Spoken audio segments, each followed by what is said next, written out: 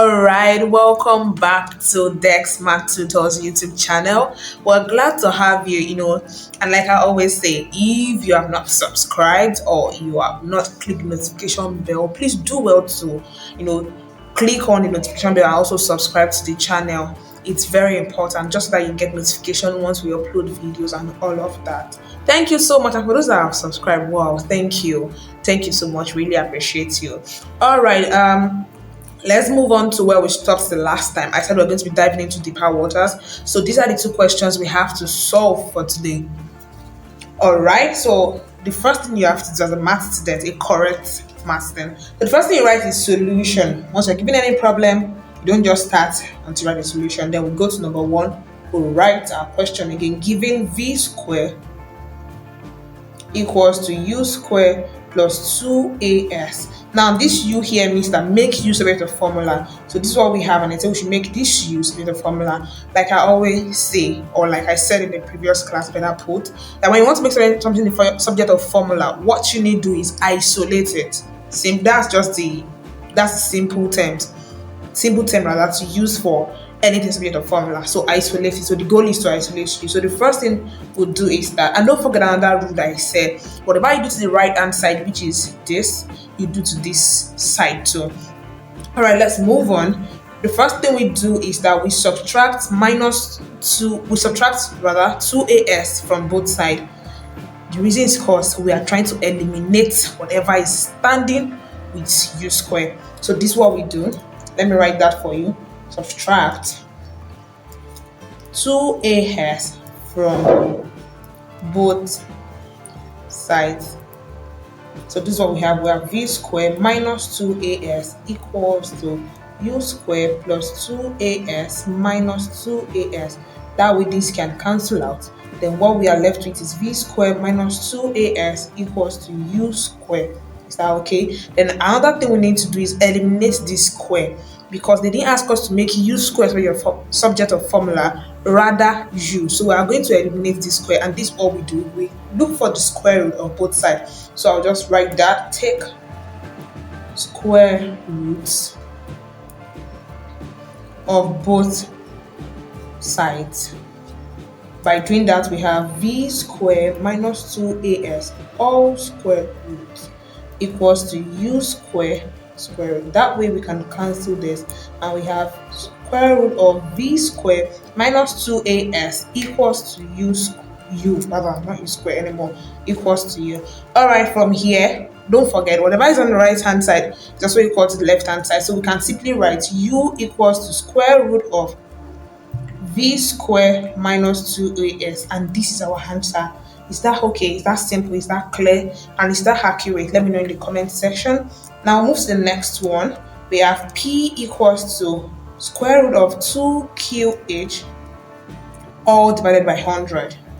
Now we're trying to make what? H the square root of formula. What do we do to this place? The first thing is to eliminate this square root. So what do? We take square of both sides. This is what we do. P square equals to square root of 2qh all over 100 all squared, because it's of both sides. So this can cancel out this to have p square equals to 2qh all divided by 100. Now there are two ways to do this, but the simpler one that you can easily do is what? Cross multiply. And this is what that means. Multiply this numerator by the denominator here. Of course, you know that this is divided by 1, right? Multiply this by this and this by this. That's what we call cross multiplication. So when we do that, we have what? 2qh equals to p square times 100, right? So this, what do we have left? We have 2qh. And like I said, the goal is always to eliminate whatever it is that is with what we're asked to make subject of formula. Is that clear? So what was meaning with this h that we're supposed to make subject of formula? We have 2q. And what do? We divide both sides by 2q. If we divide both sides by 2q, what do we have? Ordinary h. So let's move on to doing that. Let me write that here. Divide both sides by 2q. So what we have is 2qh, over 2q equals to p squared times 100 all divided by 2q. That way, this can cancel out this. We have h left, right? All right, let's move on to the next. If you have h left, let me write that so that we can see clearly. 2qh all divided by 2q equals to p squared times 100 over 2q.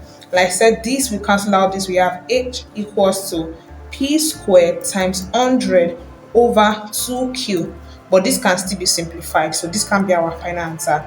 We have h equals to p squared times 2, we go here 1, 2 we go here 50, 50 over q.